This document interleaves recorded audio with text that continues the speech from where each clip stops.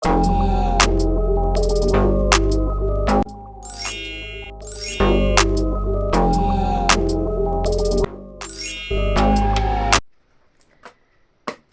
বন্ধুরা, আমি তো ভালোই আছি। আপনারা ভালো আছেন তো? শুরুতেই আপনাদের ভালো থাকার খবরটা জেনে নিলাম। যা ঠান্ডা পড়েছে, গ্রামে গঞ্জে তো ঠান্ডার তুলনাই নেই। আর আমার একটু শহর এলাকা, এখানেও প্রচুর ঠান্ডা। তাই আপনাদের সাথে আবার বকবক করতে চলে এলাম। আজকের ব্লগটা বন্ধুরা আমি এখান থেকেই শুরু করলাম। আপনাদের বলেছিলাম আমার মেয়ের অ্যানুয়াল এক্সাম চলছে, তাই আমি বিশেষ কিছু ভিডিও আপনাদের সামনে আনতে পারিনি।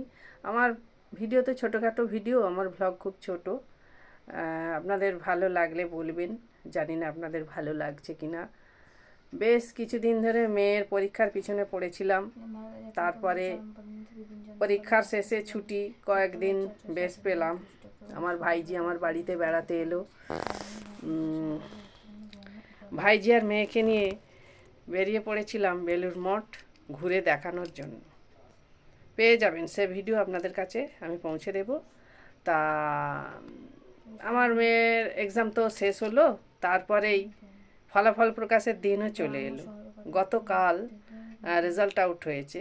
আমার মেয়ে ক্লাস 9 থেকে 10-এ উঠেছে। তো আজকে সারাদিনে আমি একটু ব্যস্তই ছিলাম। আমার মেয়ের কোচিং সকালে ছিল 7টা থেকে, তাই ও আজকে বিকেলের কোচিংয়ে যায়নি, ছুটি ছিল। তাই একটু রান্না করার সুযোগ পেয়েছিলাম। আজকে আমি রান্না করেছিলাম শিম আলু ভাতে, উচ্ছে চচ্চড়ি, পুকুরের নোনা চিংড়ি দিয়ে উচ্ছে চচ্চড়ি। ওটা আমার রান্নার ভিডিওতে আপনি দেখতে পেয়ে যাবেন, আমার যে কুকিং চ্যানেলটা আছে। আর করেছিলাম বীজ কলার ঝাল ওই নোনা চিংড়ি মাছ দিয়ে। কী যে দারুণ হয়েছে, আপনাদের কি বলবো। যদি দেখানোর সাথে সাথে আপনাদের খাওয়াতে পারতাম, বুঝতে পারতেন স্বাদ কতটা। আর সর্ষে শাকের চচ্চড়ি, বেশ একটু এতটা গাছ গাছ মতো হয়েছে, নরম ডাঁটা, ওইটা বড়ি টড়ি দিয়ে বেশ সুন্দর করে একটা চচ্চড়ি করেছি। ওর সাথে দিয়েছিলাম সর্ষে শাকের সাথে মূলো, বেগুন, আলু, সর্ষে শাক, মটর ডালের বড়ি ভাজা দিয়ে বেশ ভালোই হয়েছিল। ওর বাবা তো খুব ভালোই খেলো, চচ্চড়িটা দিয়ে অর্ধেক ভাত খেয়েছে। তারপরে এই আজকে রান্না হয়েছে, বিশেষ কিছু করিনি। কারণ আজকে বড় মাছ আনবে না, ওর বাবা বলল যে আজকে দেখি ভালো চিংড়ি মাছ পেলে আনবো, চিংড়ি মাছ দিয়ে তুমি কী কী রান্না করতে পারো করবে। তাই আমি ওই চিংড়ি মাছ দিয়ে উচ্ছে চচ্চড়ি করেছি আর বীজ কলার তরকারিটা করেছি। ওটা আমার একটা ভাইজি, বাপের বাড়ির পাড়ার ভাইজি শ্রাবন্তী, ও আমাকে আমার জন্য পাঠিয়েছে। আমি খুব ভালোবাসি বলে বীজ কলার তরকারি, আমার জন্য থোড়, বীজ কলা, ঘরোয়া চালের মুড়ি, এগুলো পুঁই মিচড়ি, মানে পুঁই গাছের যে ফলটা হয়, ওগুলো আমার জন্য ভালো পাঠিয়েছে। তো খুব মজা করেই পুঁই মিচড়ি গতকাল রান্না করেছিলাম, মজা করে খেলাম, সেটাও খুব সুন্দর হয়েছিল।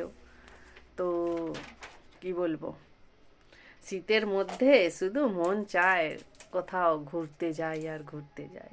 আর জমজমাটি খাওয়া দাওয়া তো এই সময়ই করলে শরীরের পক্ষে খুব ভালো হয়, কারণ গরমকালে বিশেষ কিছু খাওয়া যায় না গরমের জন্য। শীতকালে যেমন বাজার ভর্তি শীতকালীন শাকসবজিতে ভর্তি থাকে, আর বিভিন্ন ধরনের মাছও পাওয়া যায়। তবে বন্ধুরা, আমরা পুকুরের জ্যান্ত মাছের সাথে সাথে আমরা কিন্তু সামুদ্রিক মাছটাও বেশ খাই। আমার মেয়ে তো খুবই পছন্দ করে। আর ওকে ছোটোবেলায় চাইল্ড স্পেশালিস্ট একজন ডক্টর, উনি সাজেস্ট করেছিলেন যে ওকে সামুদ্রিক মাছটা বেশি দেওয়ার চেষ্টা করবেন। সেই ছোটো থেকে খাওয়াতে খাওয়াতে ওর একটা অভ্যাসই হয়ে গেছে। যখনই রান্না হয় ও কিন্তু না বলে না, ওর জন্য 15 দিনে অন্তত একবার হলেও সমুদ্রের মাছ আমরা রান্না করি। তো আমার মেয়ে ফল প্রকাশ হয়েছে, ও ক্লাস 9 থেকে 10-এ উঠে গেছে। ওই যে আপনাদের দেখাই এখন ও কী করছে, ওই যে দেখুন রেজাল্ট আউট হওয়ার পর ও কোচিংয়ে কিন্তু ছুটি নেই, তাই ও এখন বই খাতা নিয়ে বসেই গেছে। রেজাল্ট আউটের দিন থেকেই, গতকাল থেকেই ও বই খাতা নিয়ে বসছে, কারণ কোচিং তো ডিসেম্বর মাস থেকেই বন্ধ ছিল না, পরীক্ষা শেষ হয়েছে পরের দিন থেকেই কোচিং খোলা ছিল। আর এই যে ওর মার্কশিটটা, প্রোগ্রেস রিপোর্টটা, আর এই যে ওটা কোন সাবজেক্ট পড়ছে সোনম? এই যে ইতিহাস হয়ে গেছে, বাংলা পড়ছি। ইতিহাস হয়ে গেছে, বাংলা পড়ছো? ও, কাল কোচিং আছে আর্টস না সায়েন্স? দুটোই আছে। ও বাবা, কি রে মশা? হ্যাঁ। বাহ, মশাও মারতে পারিস তাহলে? বাবা বাবা। তো ওর মার্কশিটের সাথে সাথে স্কুল থেকে বুক লিস্টও দিয়ে দিয়েছে, সে অনুযায়ী বইও দোকানে অর্ডার দিয়ে চলে এসেছি।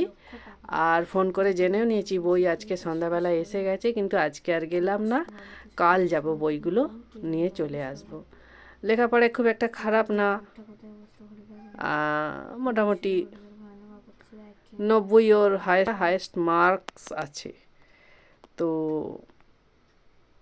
80 তারপরে নাম্বার। এখন তো ABCD দিয়ে ওদের গ্রেড করে দেওয়া হয়েছে, তাই এ আছে, A+ আছে, ডবল A আছে। এই হচ্ছে ওর পরীক্ষার ফলাফল। আমাদের সময়ের লেখাপড়ার সাথে এদের কিছুই মিল নেই, সবই যে শর্ট কোশ্চেনের ওপর নির্ভর নাম্বার পাওয়া, আর আমরা পরীক্ষার প্রশ্নের উত্তর পড়তে পড়তে মরে যেতাম একেবারে। কত বড় বড় প্রশ্নের উত্তর লিখতে হতো। এখনো শর্ট কোশ্চেনই পড়ছি। শর্ট কোশ্চেনই পড়ছো? ও বাবা, শর্ট কোশ্চেনই পড়ছে এখনই? সেই তো, তোর তো 40 নাম্বার দেখলাম শর্টসেই আছে। হ্যাঁ, তাহলে লেখাপড়ার মানটা কি যে হলো কি জানি, কি হবে, এরা আর চাকরি বাকরি পাবে কিনা জানি না। বন্ধুরা, আমার এই ছোট ছোট ব্লগ আপনাদের ভালো লাগছে তো? যদি ভালো লাগে তাহলে আমার চ্যানেলটা সাবস্ক্রাইব করে দেবেন। সাবস্ক্রাইব করা হয়ে গেলে আমার ব্লগের সম্বন্ধে আপনারা কমেন্ট করবেন। কি বলবো, সবসময় আনন্দে থাকবেন, ভালো থাকবেন।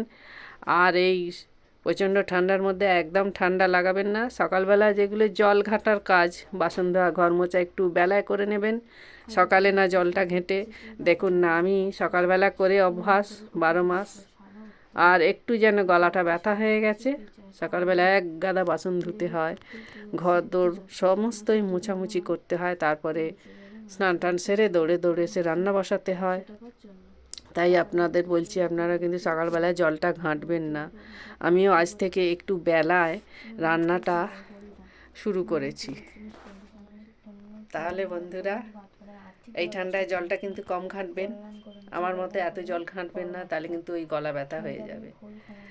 আর সকালে লেপের তলা থেকে তো উঠতে পারি না, উঠতে ইচ্ছা করে না, কিন্তু আমরা মেয়েরা, আমাদের যে উঠতেই হবে, আমাদের কিছু সংসারের জন্য দায়িত্ব কর্তব্য আছে, ওগুলো পালন করতে হবে। ছেলেপুলে মানুষ করতে হবে, হাজব্যান্ডকে দেখাশোনা করতে হবে, তাকে সময় মতো খাইয়ে দাইয়ে পাঠাতে হবে তার কাজের উদ্দেশ্যে, এটাই তো আমাদের কর্তব্য। আর যারা কর্মরত মহিলা, তারা তো সকালবেলা উঠে চলেই যান অফিসে, তাই না? আর আমি সম্পূর্ণ একা, আমি আমার মেয়েকে নিজে হাতে লেখাপড়া শেখাচ্ছি। সবটুকুই আমি ওকে গ্রাসরুট লেভেল থেকে শেখাবার চেষ্টা করছি, জানি না কতটা নিতে পারছে।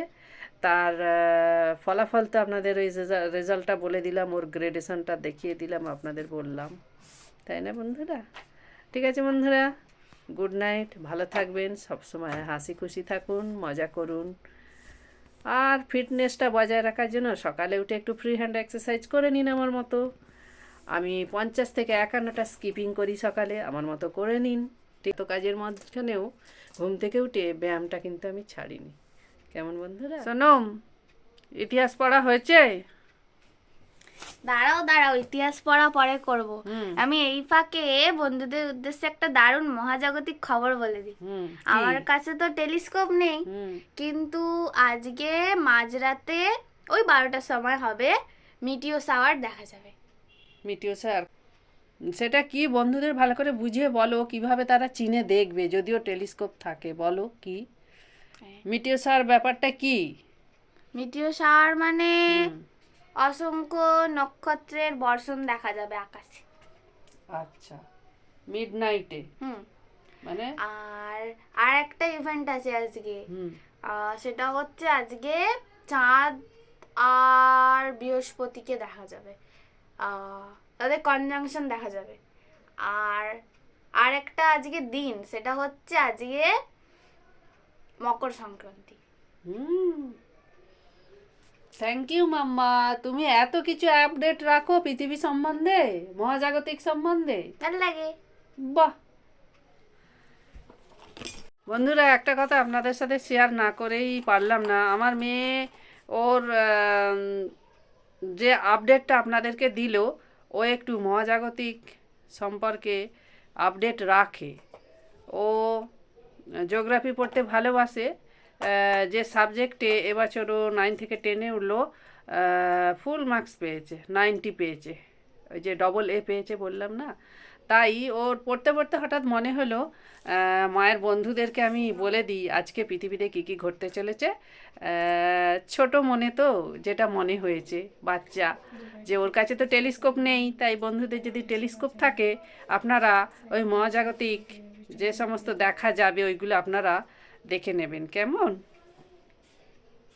প্রতিনিয়ত মহাকাশে আমাদের কত কিছু ঘটে চলেছে। একটা বাচ্চা মানুষ হয়ে যে সে এত কিছু আপডেট রাখছে দেখুন। তাই ভাবি ও না টিভি চ্যানেলে এই সমস্ত খবর পেলে হাঁ করে দাঁড়িয়ে দেখতে থাকে। আর নিউজ পেপার তো ডেলি ফলো করে, আর বই তো পড়েই। জিওগ্রাফির অনুপ্রেরণাটা আসলে কিছুটা আমার কাছ থেকে পেয়েছে, কেন আমি জিওগ্রাফির স্টুডেন্ট। আমি বিশেষ করে বলতে পারেন জিওগ্রাফি ওর মনে প্রাণে একেবারে ছোট থেকে গেঁথে দিয়েছি। তাই আজকে মনে হয় জিওগ্রাফির প্রতি ওর ভালোবাসাটা দেখা যাচ্ছে।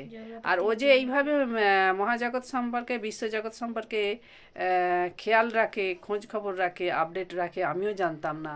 আজকে ওর মুখ থেকে শুনে সত্যি আমারও খুব ভালো লাগলো বন্ধুরা। তো জিওগ্রাফির যে সাজেশনটা দিয়েছে স্যার, ওটা কি পড়া হয়ে গেছে সোনম? হ্যাঁ, হয়ে গেছে। পুরোটা হয়ে গেছে? লং কোশ্চেন না শর্ট কোশ্চেন? দুটোই হয়ে গেছে। দুটোই হয়ে গেছে। ও, তাহলে সোনম, জিওগ্রাফি সাবজেক্টটা কি ফেভারিট লাগছে তোমার কাছে? জিওগ্রাফি সাবজেক্টটা তো ফেভারিটই, তার থেকে জিওগ্রাফি টিচার বেশি ফেভারিট আমার। হ্যাঁ, সে তো ভালোবাসবেই। যে পড়াশোনায় যে সাবজেক্টে ভালো দেখবে সেই টিচার কিন্তু তাকে খুব বেশি ভালোই বাসে। ওটা আমার ক্ষেত্রে ঘটেছিল। ঠিক আছে, গুড নাইট।